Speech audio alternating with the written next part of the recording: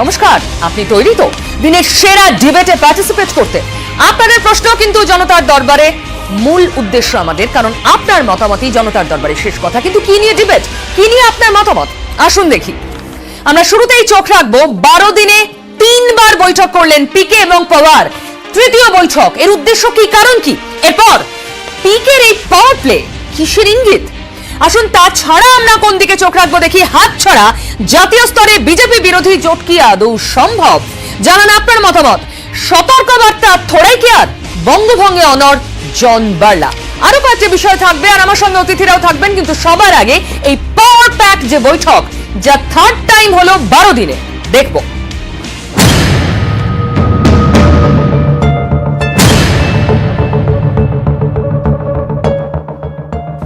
দিনে তৃতীয়বার ফের বৈঠকে প্রশান্ত কিশোর এবং এনসিপি প্রধান শরদ পাওয়ার। বুধবার দিল্লিতে পাওয়ারের বাড়িতে দুজনের মধ্যে প্রায় 1 ঘন্টা কথা হয়।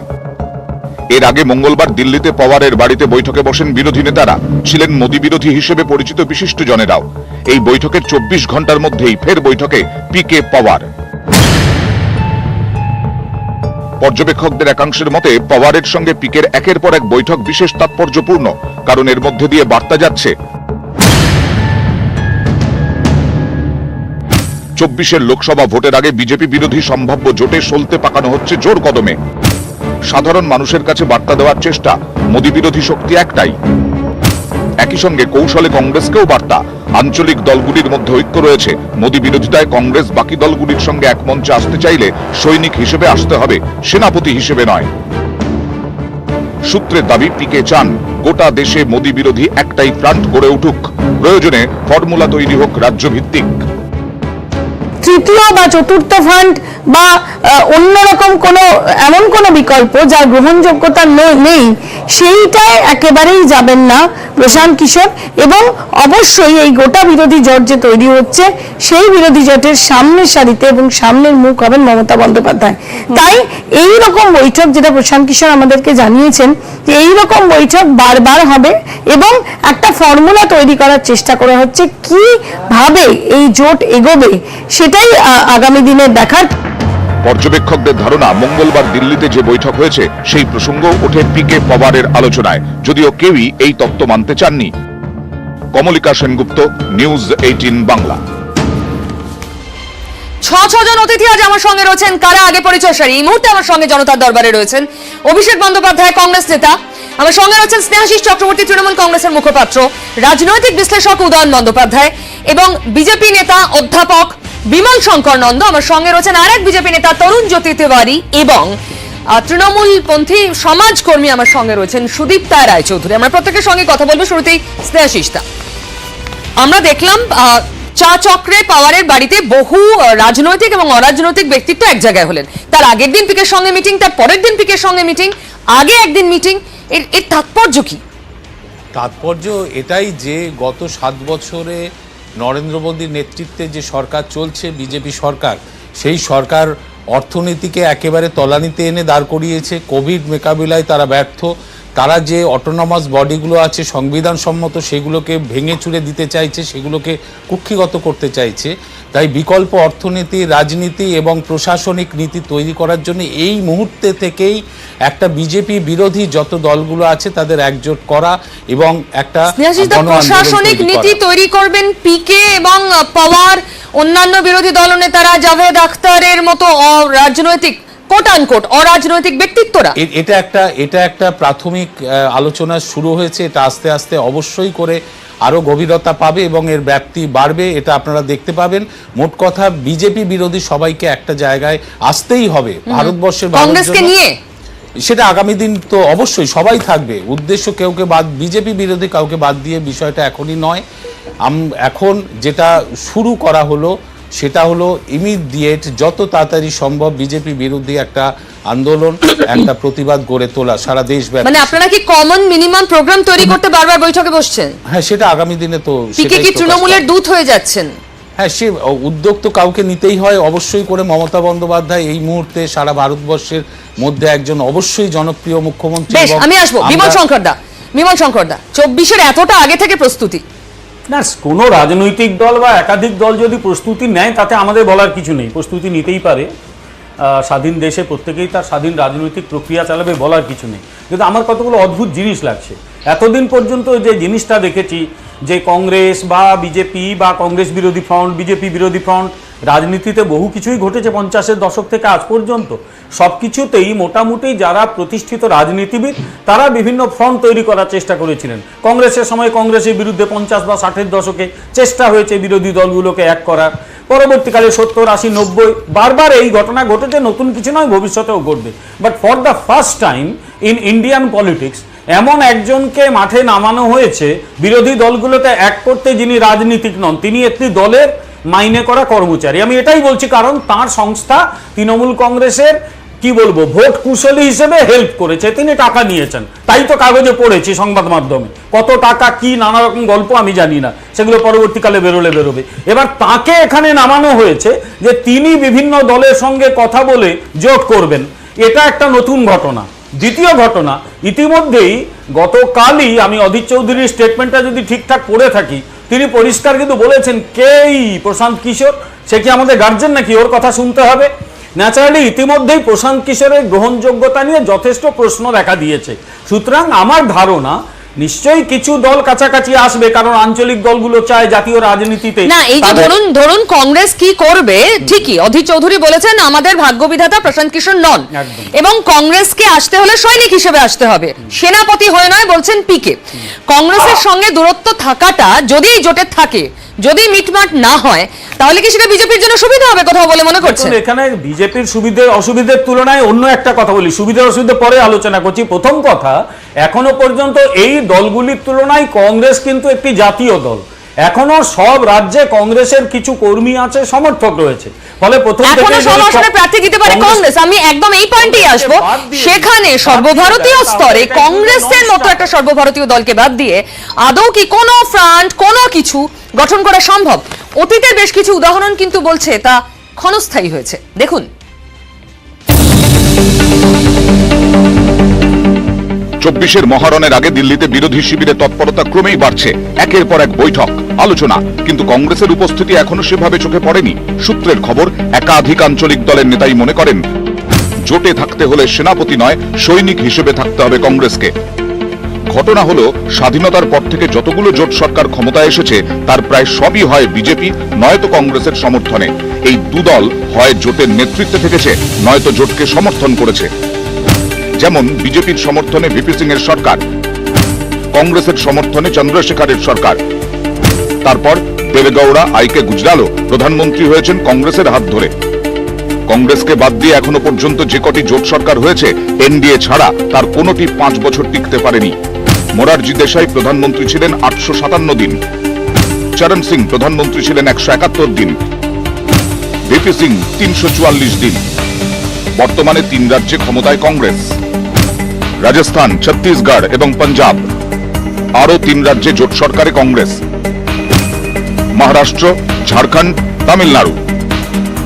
পরিসংখ্যান বলছে দেশে এমন 186টি লোকসভা আসন রয়েছে যেখানে মুখোমুখি লড়াইয়ে বিজেপি কংগ্রেস। এই সব আসনগুলিতে আঞ্চলিক দলগুলি তেমন কোনো ফ্যাক্টরি নয়। কোনো একটা ফ্রন্ট এরকম তৈরি করতে চায় যে আমরা কংগ্রেস মুক্ত ফ্রন্ট তৈরি করব, সেটা কিন্তু অলীক কল্পনা হবে। তাতে নরেন্দ্র মোদীজির হাত শক্তিশালী হতে পারে, কিন্তু ফ্রন্ট আদৌ তৈরি হবে না। এই দাবি পাল্টা দাবির মধ্যেই চলছে মোদী বিরোধী জোটের সলতে পাকানোর কাজ। নিউজ 18 বাংলা। কংগ্রেস নেতা কি বলছেন অভিষেক? মানে এক্সাক্ট প্রশ্নটা কি? মানে আপনি প্রতিবেদনটা দেখলেন? একটু টেকনিক্যাল প্রবলেম হয়েছিল, প্রতিবেদনটা দেখলেন? পিকে সরকারের সঙ্গে 12 দিনে 3 বার বৈঠক করেছেন। গতকাল চা চক্রে আপনাদের কেউ কেউ ইনভাইটেড ছিলেন, কিন্তু তারা যাননি কোথা। এবং পিকে বলছেন কংগ্রেস থাকতে পারে, সৈনিক হিসেবে থাকতে হবে, সেনাপতি হয়ে নয়। কংগ্রেস সেটা মানবে কিনা, যদি কংগ্রেস না থাকে তাহলে এই জোট সম্ভব কিনা, আপনারা কিভাবে দেখছেন? আচ্ছা, একটা একটা করে প্রশ্নের উত্তর দিই। এক হচ্ছে যে পিকে হচ্ছে একজন প্রতিষ্ঠিত পেশাদার, তিনি কার সঙ্গে কবে কেন দেখা করতে যাবে তার ব্যাখ্যা অভিষেক ব্যানার্জি এখানে দেবে না। 2, গতকাল ছিল হচ্ছে ন্যাশনাল ফ্রন্ট বা রাষ্ট্রমঞ্চের একটা মানে রাষ্ট্রমঞ্চের একটা সভা, যে সভার আহ্বায়ক হচ্ছেন যশবন্ত সিনহা এবং প্রতিষ্ঠাতা হচ্ছে শত্রুঘ্ন সিনহা। মানে শত্রুঘ্ন সিনহা এবং যশোবন্ত সিনহা, এবার এরা 7খানা এজেন্ডা নিয়ে 2018-তে প্রতিষ্ঠিত হয়। সেই 7খানা এজেন্ডার ভেতর কৃষকদের সমস্যা, সংখ্যালঘুদের সমস্যা, মেয়েদের সমস্যা ইত্যাদি ইত্যাদি গুলো নিয়ে আছে, এবং সবকটাই এই মুহূর্তে আমার আপনার জীবনে বাস্তব। রাজনৈতিক সভা বা রাজনৈতিক আলোচনা চক্র মানেই সেটা নির্বাচনী রাজনৈতিক আলোচনা হবে, এটা ভাবাটা একটু সুদূর না, কল্পনা। কেউ ভাবছে না, ওরা নিজেরা বলছে না সে কথা। এটা একটা জল্পনা যে টার্গেট 24 রেখে কি এগোনো হচ্ছে। আচ্ছা, জল্পনাটা হচ্ছে আজকে এই মুহূর্তে দাঁড়িয়ে একদম মিডিয়ার কষ্ট কল্পনা। তার কারণটা হচ্ছে যারা আহ্বায়ক এবং যারা এটাতে মানে উপস্থিত তারা বলছে এই প্রোগ্রামটা না। এবার বেগানা স্বাধীনে আব্দুল্লাহ দিওয়ানা হয়ে কোনো লাভ নেই। 3 নম্বর প্রশ্নটা হচ্ছে যে এইখানে দাঁড়িয়ে কংগ্রেস বিরোধী একটা ফ্রন্ট হওয়া সম্ভব না। পিকে 4 দিন আগে বলেছে যে তৃতীয় ফ্রন্ট বা চতুর্থ ফ্রন্ট বলে কোনো কিছু এক্সিস্ট করে না, এবং উনি তার সঙ্গে নিজের সাযুজ্য রাখছেন। এবার ফ্রম দা হর্সেস মাউথ, অতএব এই প্রশ্নটা অর্থহীন প্রশ্ন। না না, পিকে যেটা বলেছেন তৃতীয় চতুর্থ নামকরণে তার আপত্তি রয়েছে। তিনি বলতে চাইছেন একটা মূল বিকল্প হতে হবে, মূল বিকল্প, তার কোনো তৃতীয় চতুর্থ নাম্বারিং হবে না। পিকে স্পষ্ট করে প্রশ্নটা হচ্ছে মূল বিকল্প যদি হয়, একদম ঠিক, মূল বিকল্প যদি হয়, অলরেডি একটা এনডিএ জোট আছে, একটা ইউপিএ জোট আছে। এবার ইউপিএটা এক্সটেন্ডেড ইউপিএ হতে পারে বা যে কোনো নামই হতে পারে। নামকরণের মানে আমি নামকরণে খুব একটা ভালো নেই, নামকরণ সব থেকে ভালো পারে হচ্ছে বিজেপি সরকার। আমাদের সবকটা প্রকল্পের নাম পরিবর্তন ছাড়া অন্য কিছু করতে পারি, তাই নামের প্রসঙ্গটা বাদ দিলাম। আমি বিধেয় নিয়ে বলছি। এইবার এখানে দাঁড়িয়ে যে এটা কংগ্রেস বিরোধী, মানে কংগ্রেসকে বাদ দিয়ে এটা সম্ভব কি সম্ভব না, এটা আলোচনার অর্থ নেই, কারণ উনি অলরেডি বলে দিয়েছেন থার্ড আর ফোর্থ ফ্রন্ট এক্সিস্ট করে না, তার মানে সেকেন্ড ফ্রন্ট এক্সিস্ট করে। এবার সেটার নাম ইউপিএ বা এক্সটেন্ডেড ইউপিএ নাকি অন্য কিছু হবে আমি জানি না, কিন্তু সেটা মানে সেকেন্ড বলে যদি কিছু থাকে, যদি বিকল্প বলে কিছু থাকে এনডিএ, তাহলে সেটা ইউপিএ। উদয়নদা, আপনি কি দেখছেন এটাকে? না, আমার বক্তব্য হচ্ছে যে 2004 সালে যখন প্রথম ইউপিএ সরকার গঠিত হয়, তার আগে যে লোকসভা নির্বাচন হয় সেখানেও বিজেপিকে হারানোর একটা ডাক দেওয়া হয়েছিল। মূলত বাম দলগুলো সেই ডাক দিয়েছিলেন, এবং কংগ্রেস মানে ইউপিএ মানে প্রথম ইউপিএ সরকার তো লোকসভা নির্বাচনের পরে তৈরি হয়, তার আগে একটা মানে নির্বাচনী সমঝোতা হয়েছিল। তখন জ্যোতি বসু একটা কথা বলতেন, সেটা হচ্ছে যেখানে আমরা শক্তিশালী সেখানে আমাদের ভোট দেবেন, আর যেখানে আমাদের শক্তি নেই বা আমাদের উপস্থিতি নেই সেখানে কংগ্রেসকে ভোট দেবেন। এই সহজ কথাটা সহজভাবে মানুষ বুঝেছিল। নানা রকম প্যাচ পয়জার করে নানা রকম বক্তব্য দিয়ে মানুষ কিন্তু তার দ্বারা মানুষের তো আরো 5টা কাজ আছে রাজনীতি ছাড়া, তো সহজভাবে ব্যাপারটা বোঝা দরকার যে এইটা একটা বিপদ, আমরা এটার বিরোধিতা করছি, তার জন্য আমরা যেখানে শক্তিশালী আমাদের ভোট দিন, যেখানে আমরা শক্তিশালী নই, যেখানে কংগ্রেসের সাথে বিজেপি সরাসরি লড়াই, সেখানে কংগ্রেসকে ভোট দিন। এটা জ্যোতিবাবু বলেছিলেন। তো তিনি কি তখন কংগ্রেসকে বাদ দিয়ে সরকার করার কথা বলেছিলেন? বলেননি তো। আজকেও যে ফ্রন্টের চিন্তার কথা হচ্ছে বা মনে আপনারা বলছেন সেরকম একটা ভাবনা চিন্তা হচ্ছে, যদিও আমি এখনো খুব একটা এই বিষয়টা নিয়ে জানি না যে এরকম হয়েছে কিনা আদৌ, যে 2024 সালে বিজেপি বিরোধী জোটের সলতে পাকানো হচ্ছে। যদি সেরকম হয়ে থাকে তাহলে এই যে আইডিয়াটা, যেখানে যে 186টা আসনে আপনারা দেখাচ্ছেন কংগ্রেসের সাথে বিজেপির সরাসরি লড়াই, সেই 186টা আসনে বিজেপি যে 2019 সালে কতগুলো আসনে জিতেছে আর কংগ্রেস কতগুলো আসনে জিতেছে দেখলেই বুঝতে পারবেন। সেখানে বিজেপির কিন্তু অনেকটা কিন্তু বৃদ্ধি অনেক বেশি। আর যেখানে আঞ্চলিক দলগুলোর সাথে বিজেপির লড়াই হচ্ছে সেখানে কিন্তু বিজেপিকে অনেকটা ফাইট দিতে হয়েছে বহু ক্ষেত্রে।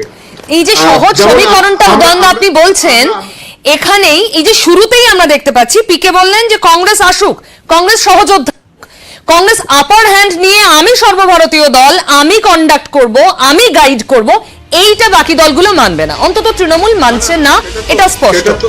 সেটা তো 2004 সালে বামফ্রন্টেরও সেই বক্তব্যই ছিল। 2004 সালে জ্যোতিবাবুদেরও সেই বক্তব্য ছিল যে কংগ্রেসকে আমরা সমর্থন দিচ্ছি, কংগ্রেস গভর্নমেন্ট ফর্ম করছে, কিন্তু আমাদেরও বক্তব্য হচ্ছে যে আমরা যেখানে পাওয়ারফুল সেখানে আমাদের ভোট দেবেন, যেখানে আমাদের পাওয়ার নেই সেখানে কংগ্রেসকে ভোট দেবেন। এখন যদি এই পিকচারটা উল্টে যায়, গিয়ে বলে যেখানে যেখানে রিজিওনাল পার্টিগুলো পাওয়ারফুল সেখানে রিজিওনাল পার্টিগুলোকে ভোট দিন, কংগ্রেস তার সাথে বন্ধুত্বপূর্ণ প্রতিযোগিতা করতে পারে, আর যেখানে রিজিওনাল পার্টির পাওয়ার নেই সেখানে কংগ্রেসকে ভোট দিন। কংগ্রেস, এইটাই তো দাবি আমি হওয়া একটু উচিত। অভিষেক এখানে একটা জিনিস নিয়ে আমরা আলোচনাটাকে বড্ড গুলিয়ে ফেলছি। আমি তোমাকে 2021-এর যে সদ্য সমাপ্ত অ্যাসেম্বলি নির্বাচন, আমি সেখানে তামিলনাড়ুর এক্সাম্পল দিচ্ছি। তামিলনাড়ুতে অত্যন্ত পরাক্রান্ত বিজেপি কিন্তু এআইএ ডিএমকে ছোট শরীর, অর্থাৎ মানে লেট বি ভেরি প্র্যাকটিক্যাল, জোটের এক এবং একমাত্র বিচার্য হয় সংখ্যা। আজকে তুমি অ্যাঙ্কার হবে কি হবে না, যে দল সব থেকে বেশি সিট পাবে যদি সেরকম কোনো ফ্রন্ট হয়, ঠিক যেরকম বাম ফ্রন্টে সব থেকে আপার হ্যান্ড নিতে হচ্ছে সিপিআইএম, কারণ তারা সব থেকে বেশি আজকে লড়তো, সব থেকে বেশি এবং আগে যতবারই ফেডারেল ফ্রন্ট যে কোনো নাম অভিষেক, তো আমরা 2019-এও দেখেছি যে কোনো নাম, সেখানে কংগ্রেস সবসময় একটা ডিসাইডিং পজিশনে বসে থাকে এবং তারা ডিক্টেট করতে চায়। এখানেই আঞ্চলিক দলগুলোর আপত্তি।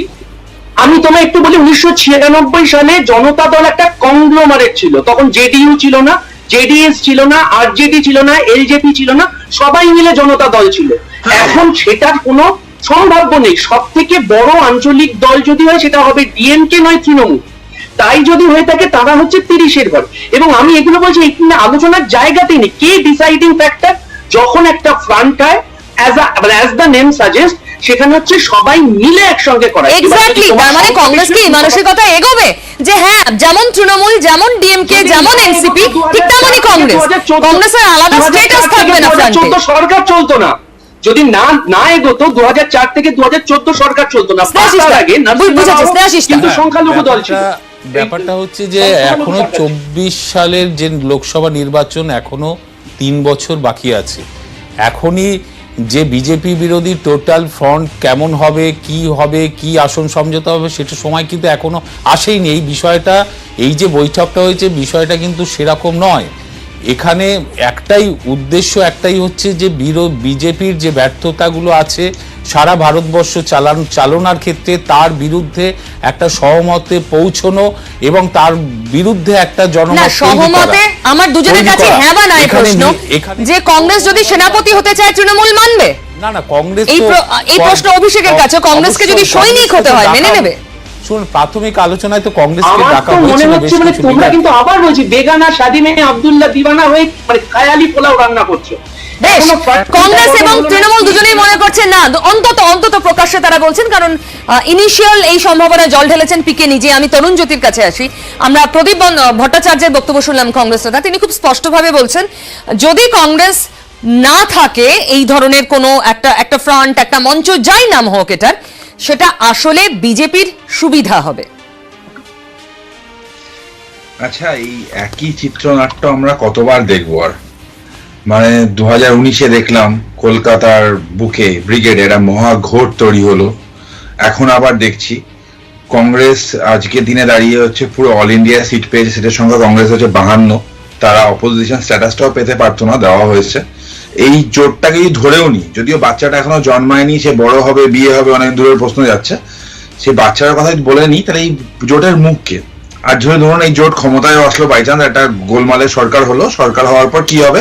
সোমবার রাহুল গান্ধী প্রধানমন্ত্রী, মঙ্গলবার মায়াবতী, বুধবার অখিলেশ, বৃহস্পতিবার মমতা বন্দ্যোপাধ্যায়, শুক্রবার স্ট্যালিন বা কারাত, শনিবার শরদ পাওয়ার, আর রবিবার সরকার ছুটিতে চলে যাবে।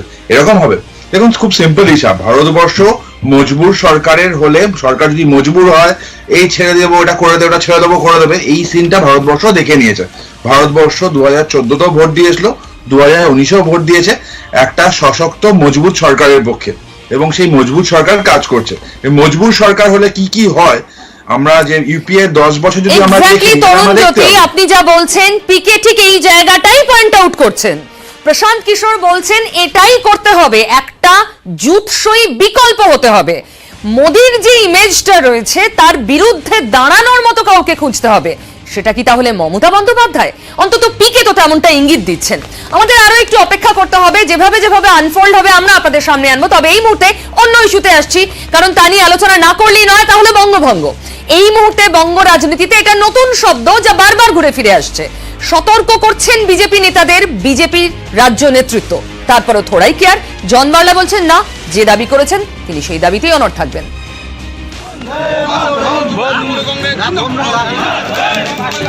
তার কুশপুতুল পোড়াচ্ছে তৃণমূল, তার বিরুদ্ধে থানায় একের পর এক অভিযোগ। তাকে মঙ্গলবার সতর্ক করেছে দলীয় নেতৃত্ব। এত কিছুর পরেও উত্তরবঙ্গকে কেন্দ্রশাসিত অঞ্চল ঘোষণার দাবি থেকে তিনি সরছেন না।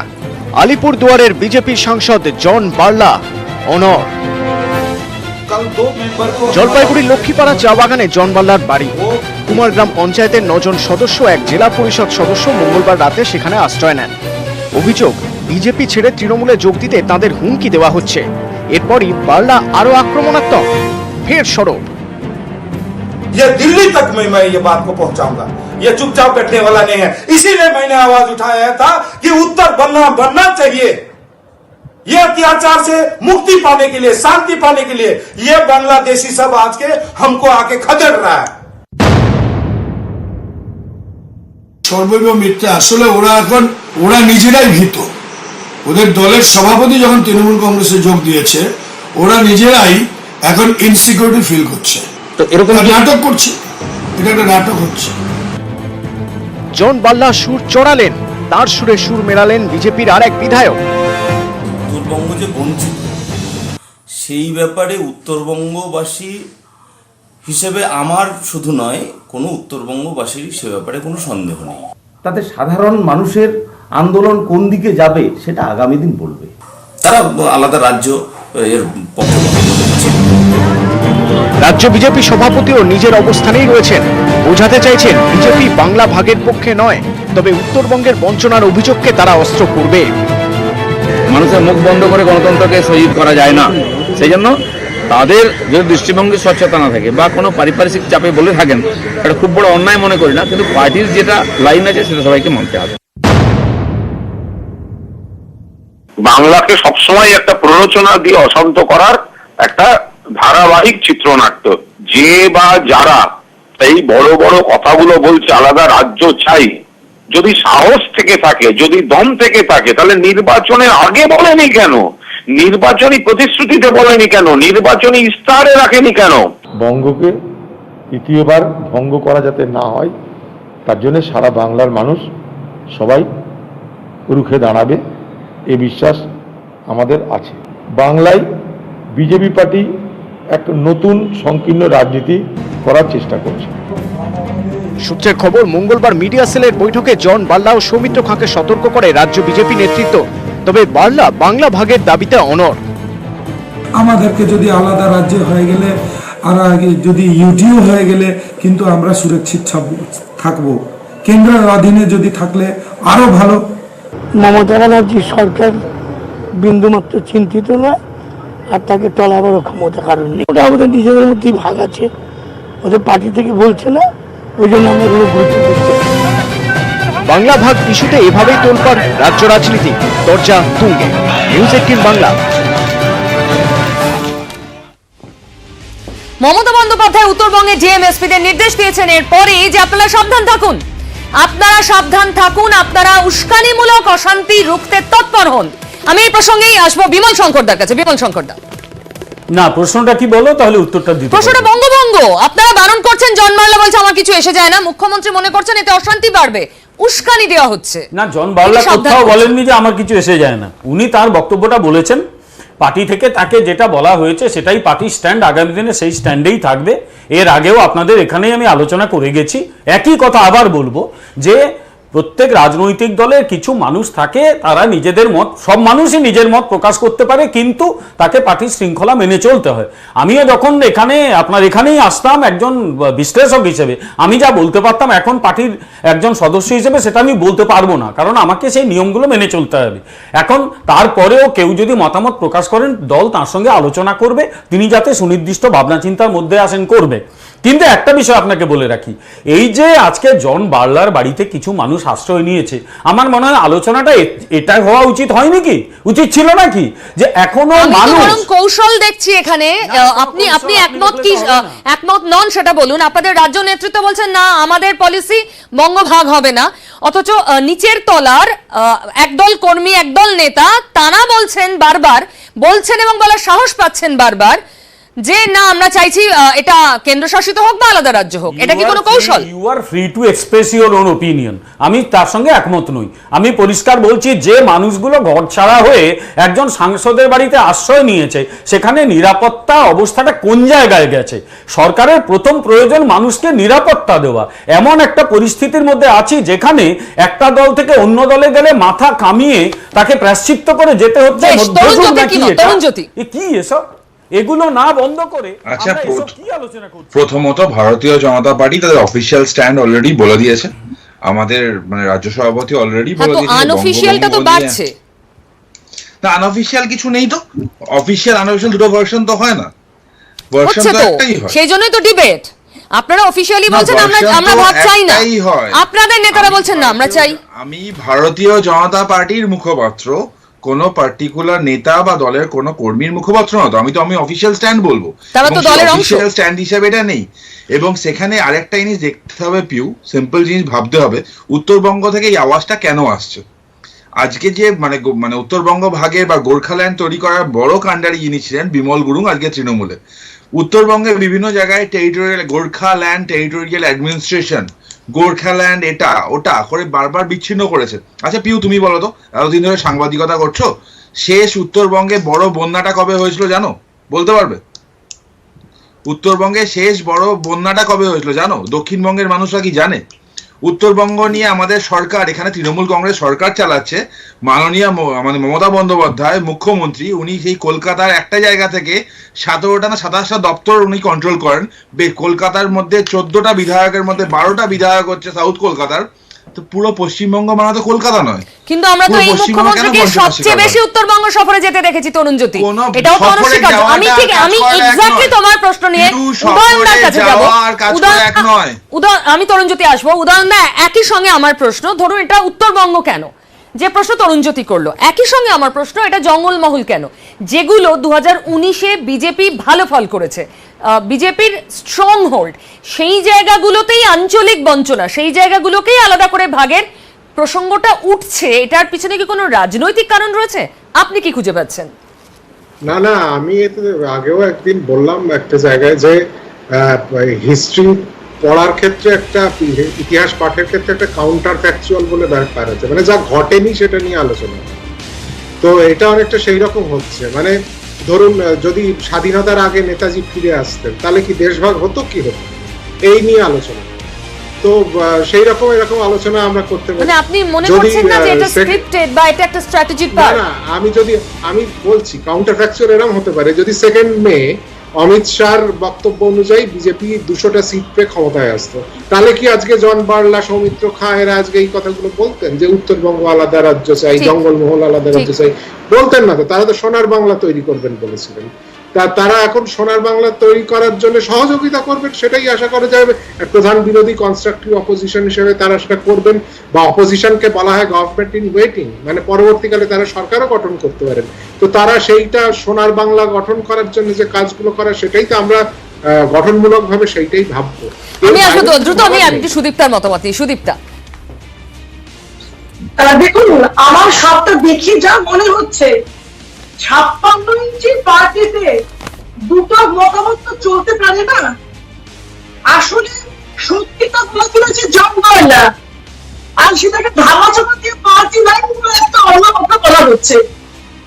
আসলে আমি আপনাকে ইনফরমেশন দিই, এতগুলো এজেন্সি আছে না সরকারের, যেগুলোর মধ্যে আপনি ন্যাশনাল ইন্টিগ্রেশনের কাউন্সিলের কোনো অ্যাক্টিভিটি আজ 7 বছরে শুনতে পেয়েছেন?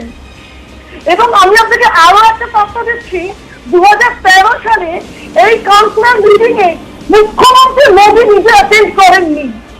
এর থেকে বোঝা যায় যে ভারতবর্ষের জাতীয় সংহতির ভিত্তিকে নষ্ট করার জন্য এই রাজনৈতিক দলটি যে ক্ষমতায় আছে বিজেপি নামক, তারা ঠিক কতটা তৎপর। আজকে এই ছবিটা হচ্ছে এদের সত্য চিত্রটা। সুদীপ্তা, আপনার কথা আমি খুব স্পষ্ট শুনতে পেলাম না, অডিওতে সামান্য প্রবলেম আছে। বিমল শঙ্কর দা হাত তুলেছিলেন কিছু বলার জন্য। আমি জাস্ট একটা কথা বলি, যেটা শুনলাম যে বিরোধী দল সহযোগিতা করবে। হ্যাঁ, বিরোধী দল নিশ্চয়ই সহযোগিতা করবে, এটাই গণতন্ত্রের নিয়ম। কিন্তু বিরোধী দলকে তো বেঁচে বসতে থাকতে হবে, তার ঘরবাড়িগুলো আস্ত থাকতে হবে। সেই লোকগুলো বিরোধী হওয়ার জন্য তাদের যেন সামাজিক বয়কট না করা হয়, তাদের মাথা মুড়িয়ে যেন শাসক দলে ঢুকতে বাধ্য না করা হয়। এগুলো তো করতে হবে তো। আমার কথা হচ্ছে যে দেশে কেন্দ্রীয় সরকারের প্রশাসনিক ব্যর্থতা নিয়ে প্রশ্ন তুললে, কোভিড মোকাবিলায় ব্যর্থতা নিয়ে প্রশ্ন তুললে, করোনায় আক্রান্ত মৃতদেহ গঙ্গায় ভাসিয়ে দিলে প্রশ্ন তুললে, ইউএপিএ আইন প্রয়োগ করে তাকে গ্রেপ্তার ব্যবস্থা নেওয়া হয়, তাহলে যারা বিচ্ছিন্নতাবাদকে মদত করছে তাদের গ্রেপ্তার কেন করা হবে না? আজকে বাংলাকে টুকরো টুকরো করার জন্য বিচ্ছিন্নতাবাদকে মদত করছে এরা। সাম্প্রতিক সংযোজন, আজকে সংযোজন শ্যামাপ্রসাদ মুখোপাধ্যায়, আমরা সে প্রসঙ্গে আসবো। তার আগে আরো একবার আলাপন বন্দ্যোপাধ্যায়, যিনি এই তরজার কেন্দ্রে। মুখ্যমন্ত্রী মমতা বন্দ্যোপাধ্যায় আরো একবার বিজেপিকে আক্রমণ করলেন, কেন্দ্রকে আক্রমণ করলেন, দেখুন।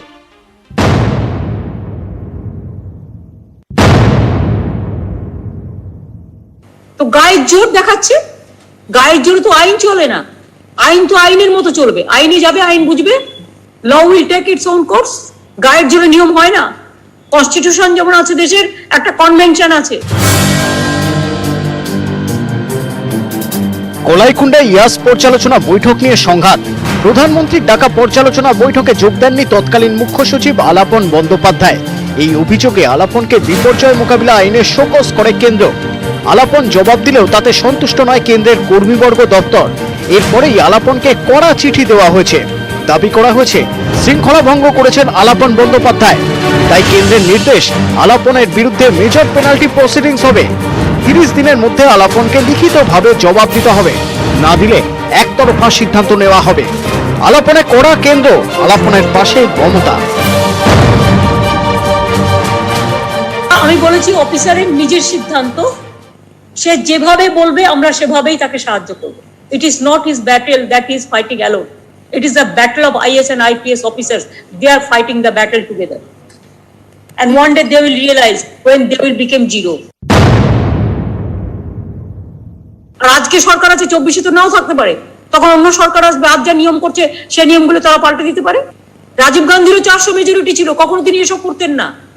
মেজরিটি ছিল, কত মেজরিটি আছে এই সরকারের? 300 মাত্র মেজরিটি নিয়ে এত বড় বড় কথা কিসের? আমি উইটনেস, কলাইকুণ্ডায় ভারতবর্ষের প্রধানমন্ত্রীর সামনে একজন আমলা মুখ্য সচিব IAS যে কাণ্ডটা করেছেন, এটা স্বাধীনতার পর ভারতবর্ষে কোনো প্রধানমন্ত্রীর সঙ্গে, কোনো সাংবিধানিক পদে আছেন এমন লোকের সঙ্গে কোনো আমলা করেছেন, এটা আমার অন্তত জানা নেই। ইয়াস চলে গিয়েছে, কিন্তু আলাপন সংঘাত এখনো জারি। এদিন পারদ আরো চলল। নিউজ 18 বাংলা। বিজেপিকে আক্রমণ করার আরো কতগুলো ইস্যু ছিল আজ মমতা বন্দ্যোপাধ্যায়ের সামনে। এক ছিল করোনা এবং বাই ইলেকশনও। কিভাবে বিজেপিকে বিধেছেন আজ মুখ্যমন্ত্রী, দেখাবো। BJP is the big disease for everybody. They cannot accept the public verdict, and one day they will realize when they will become zero. দেশের করোনা পরিস্থিতি নিয়ে এর আগেও একাধিকবার কেন্দ্রীয় সরকার এবং কেন্দ্রের শাসক দলের বিরুদ্ধে সুর চড়িয়েছেন বাংলার মুখ্যমন্ত্রী। বুধবারও নবান্ন থেকে আক্রমণ শানালেন। BJP is the big disease for everybody. They cannot accept the public verdict. They cannot accept that second wave so many persons died. Even you have seen in Uttar Pradesh, where you will get the number? Where is the authenticate number? The dead bodies are lying with the river, and that dead body is coming to Bengal. সারা দেশে যখন positivity rate 13%, এখন 28% ছিল। তার জন্য কি মরি যাই নাকি? অন্যান্য রাজ্যে এত ব্যাপক হয়েছিল, তারা সামলেছে। টিএমসি এখানে সরকার চালাচ্ছে, এখনো ঢুকছে। মানুষ এখানে ভ্যাকসিনের জন্য হাহাকার করছে। মমতা ব্যানার্জির অন্যকে দোষ দেওয়াটা অভ্যাস হয়ে গেছে, নিজের ভুল টুল শুধরাবার কোনো ইচ্ছা নেই। যারা কোভ্যাক্সিন নিয়েছে, যারা স্টুডেন্ট, তারা অ্যালাউ হচ্ছে না বাইরে পড়তে যাওয়ার জন্য, ওই সার্টিফিকেটের কোনো ভ্যালু দিচ্ছে না। সুতরাং কোভ্যাক্সিনটাকে যাতে অফিসিয়ালি অ্যালাউ করা হয় সারা পৃথিবীতে, সেটার জন্য একটা initiative immediate government of India থেকে নেওয়া উচিত। ফলে কোভ্যাক্সিন যেটা প্রাইম মিনিস্টার নিতে বলেছিলেন, সেটা প্রবলেম হয়ে গেছে। দ্বিতীয় দফায় বাংলায় করোনার দাপটের জন্য শুরু থেকে নির্বাচন কমিশনকে দায়ী করে এসেছেন মমতা বন্দ্যোপাধ্যায়। এদিনও ফের সুর চড়ান তিনি। 5th থেকে 8th এর মধ্যে এটা এসে 33% পজিটিভ রেটে চলে গেছিল এবং that was the peak area of the covid system এবং কোভিড পজিটিভ হয়েছে 8th ফেজ ইলেকশন ওই সময়টাই সবচেয়ে বেশি পজিটিভ হয়েছে। 33 থেকে আমরা এখন এটা 3.61-এ নামিয়ে এনেছি। আমরা চাইবো বা ইলেকশনগুলো হয়ে যাক, 7 দিন ক্যাম্পেইনের ডেট দিক, বেশি দরকারও নেই ডেট, 10টা থেকে 7টা টাইম দিলেই আমাদেরও হয়ে যাবে, আমরা এর থেকে বেশি নিতেও চাই না। সংঘাত চলছেই। ক্যামেরা কুনাল চৌধুরীর সঙ্গে সম্রাট বন্দ্যোপাধ্যায়, নিউজ 18 বাংলা। বিজেপি অসুখ সবার জন্য, তরুণজ্যোতি। আচ্ছা, যিনি এই কথাগুলো বলছেন তার প্রথমত মানসিক সুস্থতা কামনা করি। সেকেন্ড, কে অসুখ না, পশ্চিমবঙ্গের ভোটের রেজাল্ট বেরোনোর পর দেখা গেছে পশ্চিমবঙ্গ যেখানে ভারতবর্ষের মধ্যে অনেক কিছুতে প্রথম হতে পারে বা পারতো, সেখানে বরাবর কোনো এক পশ্চিমবঙ্গের অসুখের জন্য পশ্চিমবঙ্গ মানে ভারতবর্ষের মধ্যে রাজনৈতিক হিংসায় প্রথম হয়। ভারতীয় জনতা পার্টি এখনো পর্যন্ত 40 জনের বেশি কার্যকর্তাকে হারিয়েছে, তাদেরকে খুন করা হয়েছে, তাদের একমাত্র দোষ তারা বিজেপি করে। বিজেপি যিনি বিজেপিকে অসুখ বলছেন তার একবার বোঝা উচিত যে কদিন আগে ক্যালকাটা হাইকোর্ট কি জাজমেন্ট দিয়েছেন। ন্যাশনাল হিউম্যান রাইটস কমিশন জাজমেন্টটা যেটা হলো না, রিকলিং অ্যাপ্লিকেশন ডিসমিস করলেন এবং সেখানে কি ভার্সন ছিল। আর তার মাথার অসুখটা একটু দেখে নেওয়া উচিত, যিনি ওই নিজাম প্যালেসের সামনে ধর্নায় বসেছিলেন এবং সুপ্রিম কোর্টে গিয়ে বলেছেন আমি তো কোনো ধর্না দিইনি। সুতরাং যে কথায় কথা মুখ্যমন্ত্রীকে ধর্নায় বসতে কি দেখা গিয়েছিল সেদিন? প্যালেসের সামনে ধর্নায় বসা না, ওখানে হাডুডু খেলতে গেছিলেন, সবাই মিলে সোচ্চার হয়েছেন। স্নেহাশিস দা বলতে চাইছেন, স্নেহাশিস দা। মুখ্যমন্ত্রী হাডুডু বা লুডু খেলতে গেছেন? না, মুখ্যমন্ত্রী নিজাম প্যালেসের সামনে ধর্নায় বসেনি। আমি অভিষেক এক্ষুনি আসছি। হবে না, উনি কোথায় ধর্নায় বসেছিলেন? নিজাম প্যালেসের কাছে। ওখানে লুডু খেলতে গেছিলেন, সবাই শুনেছে তো। না, ধর্না দিচ্ছেন এই ছবি কি তরুণজ্যোতি আপনিও দেখাতে পারবেন? পরিষ্কার ভিডিও আছে ওখানে, আপনাদের মিডিয়াও ছিল, আর্কাইভে খুঁজলে এখনো পাবেন। ওদেরকে না ছাড়া পর্যন্ত আমি এখানে বসবো চেয়ারটা দিন, মনে আছে তো? কেন গেছিলেন? প্যান্ডেমিক অ্যাক্ট এবং ডিজাস্টার ম্যানেজমেন্ট অ্যাক্ট ছিল। যদি মুখ্যমন্ত্রী হিসাবে না গিয়ে থাকে, তাহলে একজন সাধারণ মানুষ হিসাবে যদি গিয়ে থাকে, তাহলে পুলিশ তাকে অ্যারেস্ট করলো না কেন? অত জমায়েত কেন হয়েছিল? কাউকে অ্যারেস্ট কেন করা হয়নি? মুখ্যমন্ত্রীকে বাইরে বসে সাধারণত ধর্নার যে কনসেপ্ট সেভাবে বসেছিলেন, এরকম ছবি কিন্তু আমাদের ক্যামেরাবন্দি হয়নি তরুণজ্যোতি। ছিলেন কেন আর গেছেন কেন? যদি মুখ্যমন্ত্রী হিসাবে না গিয়ে থাকেন, যারা সেদিন অ্যারেস্টেড হয়েছিলেন, অবৈধভাবে অ্যারেস্টেড হয়েছিলেন, অনৈতিকভাবে হয়েছিলেন, তাদের সাথে মুখ্যমন্ত্রীর একেবারে অভিষেক, আমি থামাচ্ছি অভিষেক। তাকে অ্যারেস্ট কেন করা হয়? আচ্ছা, সমস্যাটা হচ্ছে কি বলতো, যে এতক্ষণ ধরে যে আলোচনাটা শুনলাম, আমি জাস্ট দুটো জিনিস অ্যাড করতে চাই। ফার্স্টে তখন আসা হয়নি, জন বার্লার সঙ্গে তরুণজ্যোতির পার্থক্য হচ্ছে জন বার্লা হচ্ছে নির্বাচিত সাংসদ এবং সাংসদ হলে সংবিধান শপথ নিতে হয় এবং তার প্রিয়াম্বেলে লেখা আছে যে কোন রকম বিভেদমূলক কাজ সে করতে পারে না বা একটা নির্বাচিত সরকারকে সে ডিস্টার্ব করতে পারে না। এই প্রসঙ্গে তেলেঙ্গানা অ্যাক্ট আমরা দেখেছি এবং ওম বিড়লার উচিত এক্ষুনি ওনাকে শোকজ করা, নাম্বার 1। নাম্বার 2, এক্ষুনি যে আলোচনা হচ্ছে ধর্ণা ছিল কি ধর্ণা ছিল নয়, এবার সমস্যাটা হচ্ছে যে সেটা মানে অল অফ আ সাডেন তর্ক হয়েছে, কিন্তু সেটা আলোচ্য বিষয় নয়। মমতা বন্দ্যোপাধ্যায় বলছেন বিজেপি একটা অসুখের নাম, বিজেপি বিরোধিতা তো কংগ্রেসেরও এজেন্ডা। এবার মমতা বন্দ্যোপাধ্যায়ের ভাষা নিয়ে আমি কোন রকম মানে আমি সুনীতি কুমার চট্টোপাধ্যায় নয়, তো মমতা ব্যানার্জির ভাষা আমি এখানে ঠিক করতে আসিনি। তবে এখানে কতগুলো বক্তব্য আছে। বক্তব্যটা হচ্ছে যে আলাপন বন্দ্যোপাধ্যায়ের যে বক্তব্যটা হলো, কেন উনি বলেছেন সেটার ব্যাখ্যা নিশ্চয়ই তৃণমূলের লোকেরা বলবে, কিন্তু সমস্যাটা অন্য জায়গা। সমস্যাটা হচ্ছে যে আজকে কেন্দ্র যেভাবে আলাপন বন্দ্যোপাধ্যায়কে করেছে, there is a difference between precedence and rule, মানে একটা জিনিস হয়ে থাকে মানে রীতি, আর একটা হচ্ছে নিয়ম। ঠিক যে অনুযায়ী একটু বাদে যখন তোমরা পিএসসি নিয়ে আলোচনা করবে, এরা এক্ষুনি তরুণজ্যোতি বলবে যে কোথাও লেখা নেই যে পিএসসি সবসময় বিরোধী পক্ষকে দিতে হবে, কিন্তু সেটা রীতি। ঠিক সেরকম যখন প্রধানমন্ত্রী এসছে, আজকে আলাপন বন্দ্যোপাধ্যায় সৌজন্য সাক্ষাৎ করেছে, কিন্তু নিয়মটা হচ্ছে মুখ্যমন্ত্রীর কাছে উনি আনসারেবল। এই দুটোর পার্থক্য আমরা অনেক ক্ষেত্রে গুলিয়ে ফেলি। অনেক আইনি জটিলতাও আছে, প্রশ্ন তুলছে তৃণমূল। আমি খুব সংক্ষেপে, উদয়নদা, মুখ্যমন্ত্রী মমতা বন্দ্যোপাধ্যায় বারবার বলছেন যে তাকে হ্যারাস করা হচ্ছে, ভিক্টিমাইজড আলাপন বন্দ্যোপাধ্যায়, আপনি কি মনে করেন? না দেখুন, এটা নিয়ে তো আপনাদের চ্যানেলে আগেও আমি বলেছি এই বিষয়টা নিয়ে। সেটা হচ্ছে, এটা তো প্রধানমন্ত্রী আর মুখ্যমন্ত্রীর বৈঠক ছিল, তো প্রধানমন্ত্রী আর মুখ্যমন্ত্রীর বৈঠকটা তো আর হোয়াটসঅ্যাপ চ্যাটের মাধ্যমে ঠিক হবে না, বা ওরা দুজনে ফোন করে ঠিক করে নিলেন কোথায় মিট করবেন, কখন মিট করবেন, কতক্ষণ কথা বলবেন, সেভাবে ঠিক হবে না। প্রধানমন্ত্রীর একটা দপ্তর আছে, মুখ্যমন্ত্রীর একটা দপ্তর আছে, এই দুটো দপ্তরের মধ্যে ঠিক হবে যে তারা দুজনে কোথায় মিট করবেন, কখন মিট করবেন, কতক্ষণ করবেন, সেখানে কে কে থাকবেন, এইটা হচ্ছে বক্তব্য। তো সেখানে ধরুন অনেকগুলো বক্তব্য থাকতে পারে। বিধানসভার বিরোধী দলনেতা আছেন, গভর্নর দেখেছেন কোন প্রোগ্রামে মানে প্রধানমন্ত্রী গেছেন মুখ্যমন্ত্রীর সাথে মিট করতে, সেখানে গভর্নর আছেন। আর বিধানসভার বিরোধী দলনেতা থাকলে তাহলে বিধানসভার স্পিকারকেও রাখতে হয়। এরকম নানা রকম বিষয় আছে। এখন এটা খালি মুখ্যমন্ত্রী এবং প্রধানমন্ত্রীর মধ্যে যদি বিষয়টা হয়, তাদের মধ্যে যদি আলোচনা হয়, তাহলে দুটো দপ্তরের মধ্যে কোঅর্ডিনেট করে নিলেই তো আলোচনাটা হতে পারতো। আমার মনে হয় সেখানেই একটা কোনো ভুল বোঝাবুঝির অবকাশ আছে, বা রাজনীতির অবকাশটা শেষ হবে না, এরকম একটা পরিবেশ এখন অবধি হয়ে রয়েছে। কারণ আলাপন বন্দ্যোপাধ্যায় বারবার কেন্দ্র রাজ্য সংঘাতের ইস্যু হচ্ছে। যেমন আজ নতুন করে শ্যামা প্রসাদ মুখোপাধ্যায়, তিনি বিজেপি তৃণমূলের তরজার ইস্যু হলেন। দেখাবো ব্রেকের পর, সঙ্গে থাকুন।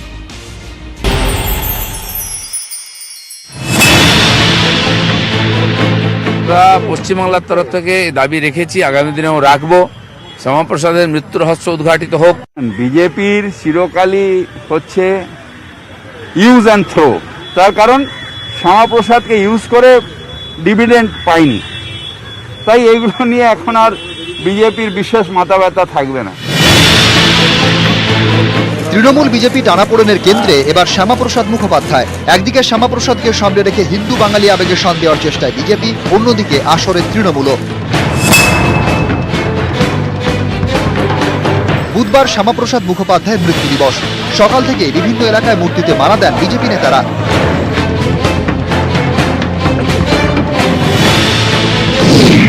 শ্যামাপ্রসাদ মুখোপাধ্যায় জনসংঘের প্রতিষ্ঠাতা, হিন্দু মহাসভার সভাপতি, ভারতে হিন্দু জাতীয়তাবাদ আন্দোলনের পথিকৃৎ।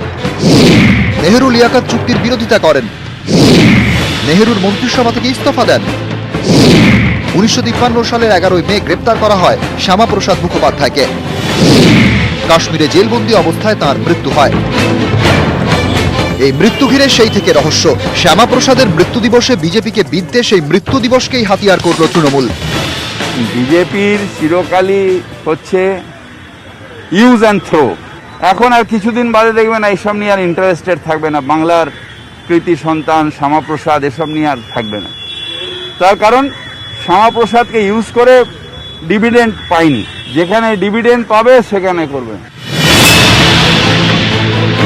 আমরা পশ্চিমবাংলার তরফ থেকে দাবি রেখেছি, আগামী দিনেও রাখবো, শ্যামাপ্রসাদের মৃত্যু রহস্য উদ্ঘাটিত হোক। পরবর্তী দীনদয়াল উপাধ্যায়কে হত্যা করে তারও মৃত্যু রহস্য এখন উদ্ঘাটিত হয়নি। নেতাজি সুভাষচন্দ্রের মৃত্যু রহস্য উদ্ঘাটিত হয়নি, এটা আমাদের দুর্ভাগ্য। কারণ এখানে সব আঞ্চলিক পার্টি যারা, তারা এদেরকে কখনো নিজের আদর্শ মনে করেননি। ভারতীয় জনতা পার্টি সে দায়িত্ব পালন করবে এবং সে কাজ শুরুও করেছে। তাদের কোনো নেতা আছে, তাদের কোনো নেতার নামে কোনো দিবস পালন করবে, সেটা তাদের ব্যাপার। 21-এর ভোটে বারবারই বাঙালি আবেগে শান দেওয়ার চেষ্টা করেছে বিজেপি, হাতিয়ার করেছে বাঙালি মনীষীদের। ভোটের পরও সেই চেষ্টা অব্যাহত। সম্প্রতি শ্যামাপ্রসাদ মুখোপাধ্যায়কে সামনে রেখে পশ্চিমবঙ্গ দিবস পালন করেছে বঙ্গ বিজেপি। পর্যবেক্ষকদের একাংশের মতে বাঙালি আবেগে যাতে বিজেপি কোনোভাবেই ভাগ বসাতে না পারে, তা নিশ্চিত করতেই আসরে তৃণমূলও। মূর্তিতে দুপক্ষ মালা দিলেও মৃত্যু দিবস পালন ঘিরে এদিন রাজ্য প্রশাসনের সঙ্গে বিজেপির টানাপোড়েন হয়েছে। বিজেপির অভিযোগ, হাজরায় তাদের রক্তদান শিবিরের অনুমতি দেয়নি প্রশাসন।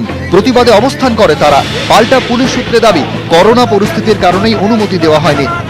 নিউজ 18 বাংলা। খুব সংক্ষেপে স্নেহাশিস, এবার কি শ্যামাপ্রসাদ দিয়ে তৃণমূল অতি সক্রিয়? না, দেখুন, শ্যামাপ্রসাদ মুখোপাধ্যায় হচ্ছেন আমাদের বাংলার বাঘ আশুতোষ মুখোপাধ্যায়ের সন্তান, স্বাধীনতা সংগ্রামী, পরবর্তীকালে স্বাধীন ভারতবর্ষের কেন্দ্রীয় মন্ত্রী। আমরা শ্যামাপ্রসাদ মুখোপাধ্যায়কে শ্রদ্ধা করি, স্বাধীনতা সংগ্রামী হিসেবে শ্রদ্ধা করি। সেখানে তৃণমূল কংগ্রেসের কোনো রকম ভাবে কার্পণ্য বা কিছু নেই। মানে বিজেপি এই শ্যামাপ্রসাদ শ্রদ্ধাটা, মুখোপাধ্যায় শ্রদ্ধার বহিঃপ্রকাশ নিশ্চয়ই আগেও করতেন, তার বহিঃপ্রকাশ এবছরে যেমন অন্যান্য বারে কি ছিল? কিন্তু বিজেপি শ্যামাপ্রসাদ মুখোপাধ্যায়কে নিয়ে ধর্মীয় বিভাজনে কাজে লাগায় এবং সেটা ভোটের আমি আগেও বিজেপির আমরা রিঅ্যাকশন নেব, দেখেছি, তার আগে সুদীপ্তা। আমরা ভোটের আগেও দেখেছি। এটা বাড়তি সক্রিয় না?